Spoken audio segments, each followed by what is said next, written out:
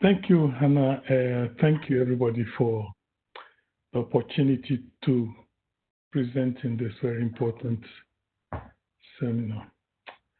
I am an Anglo tradition bearer from Keta in Ghana. Both my grandfathers were composers. I am a composer too. I'm also a theater director and a film director. So basically what that means is that I'm a storyteller. And so that's what I'm going to do with you today. The conceptual values nested in our cultural heritage, our language and arts connects us to the rest of the world.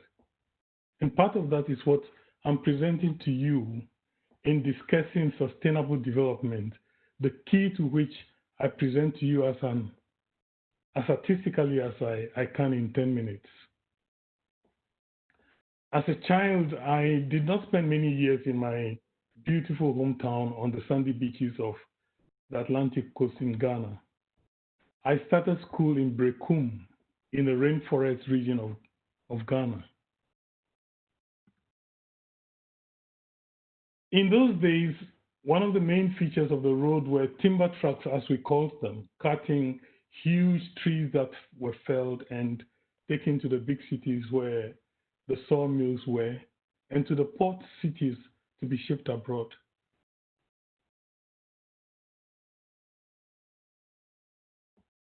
When we traveled home to the coast, our father drove through thick forest with trees that created a canopy and it felt as if we were driving through tunnels. When we got lucky, we saw wildlife. The forest was teeming with life, and the sound was phenomenal, somewhat frightening sometimes. Fascinatingly beautiful and peaceful even. Unfortunately, many years later, when my brother and I visited Brekum, the canopy forest was gone. The thick forest receded beyond the horizon. I had not anticipated how disappointed that could make me. It was like a huge part of my childhood had been stolen away from me. And I remember saying to myself, it will not be long before the Sahara Desert overtakes the canopy forest. I wondered to myself, where has all the wildlife gone? Now, even describing this to you, I can see how much all the lushness was, and whatever part of it is preserved. It's a huge chunk of our rich heritage as a people. Sadly, in its place, not unlike other rainforest regions in the world, for example, the Amazon forest, there's fire and smoke. Oh, I forgot to tell you that, I forgot to tell you about the diesel smoke that the timber trucks puffed out when they struggled to go uphill on the road. Strangely, as a child, I loved the smell of the dangerous black smoke when we drove past the truck with the heavy pollution on its wake. Fast forward till today. In some parts where cocoa farms used to be, there's development, export, foreign investment, mining. When I was preparing for today, I decided to excavate the conceptual values or languages for the two important words of my presentation: development and sustainability. How these are or would have been perceived if they were exclusively discussed in 4 Ghanaian languages, 3 of which I speak fluently. I'll start with the fourth though, the one which I didn't get opportunity to learn. So I got help from my poetry students. Bahe salate la king ninga. Seeing to it that something is moving forward. And in Dangbe, in going on, noyam, or ngoyi in Evogbe, which is also moving forward. Nkoso in Akan, ongoing. Malego, and this is a very interesting one, decorating or taking care of something.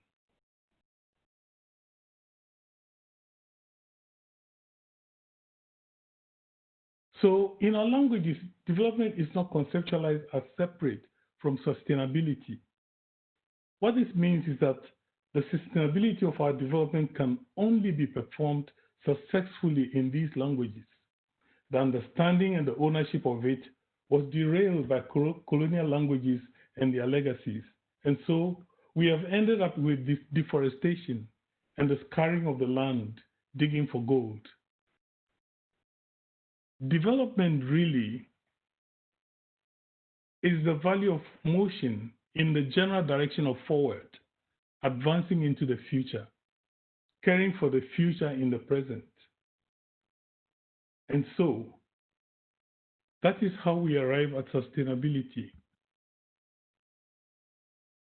To be sustainable, some values in our languages have remained unimpeded, and offer as a valuable key to understanding even the linguistic links we have with the rest of the world as forgotten investors in the modern civilization. So words like education and knowledge can be traced back etymologically to my language, with three words in the case of education: edu, which is state or the state of anything; ke, to open up; ti, to saturate. So that which penetrates and saturates any state of being. Knowledge. Four words from Ga: no, le, no, le, ye, jing. So no meaning thing, le meaning to know, ye to be, jing in the world. So to know of in the world. And so what we are proposing is that policy engages with these indigenous languages and the knowledge that is embedded in them. This ought to talk to policy, and policy to seize opportunity for interdisciplinary conceptualizations of understanding issues around cultural heritage. But this is a call for creative interthinking and interthinking across the disciplines creatively. And so our work at the UNESCO RILA and Meidek Hub include artistic research that is generative rather than extractive. So production and presentation of co-created pieces based on issues and problems the research is about. It includes feedback looping, which reflects on the social problems we are dealing with, and then reflecting on the reflection again as follow-on flow to production. So in such a loop, sustainability is an integral part of the process of research and production. It uses local ideas, skills and experience, technologies, knowledge and understanding. So language is the key. And so we excavate and integrate in our ways of working, unlocking new opportunities in language and the arts as research, telling old stories of our shared histories in order to better shape the futures our descendants will share. We dig into the language of today's technology, again, capturing in my language a word like technology, te, ke, no, logo, which describes the basic fundamentals of technology, which is open and compress. So te is compress, ke is open.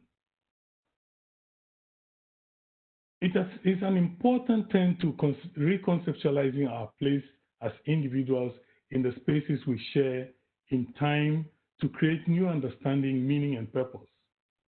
So language as research, arts as language. Again, all these words that draw on how we create. So pa is shave off, carve and shape, draw and design, stitch, weave. Again, it goes back to the name te and ke, which describes the technology. Write, build. And so artistic interpretation and representation is where we get all the partnerships where creative interthinkers come together to present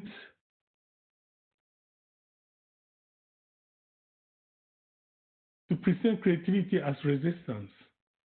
So involving creative interthinking and creatively resist the overbearing legacies that cast a shadow on our Ghanaian heritage.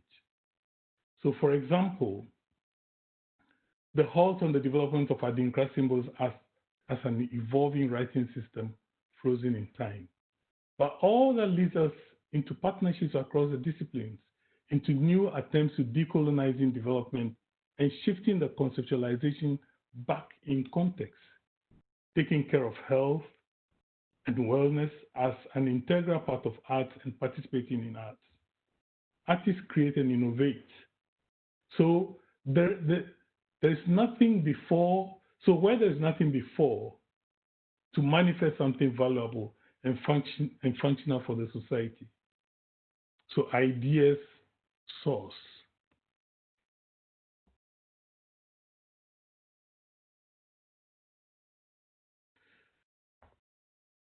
So in four photographs, I can tell you a story of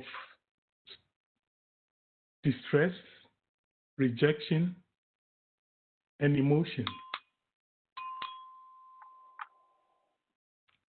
And so artistically, we become part of the linguistic practice of negotiating, creating, and performing development as part of the value we create in the social, in Noyam, Ngoyi, and Nkoso. So sustainability becomes naturally unimpeded because they are one and the same in the language.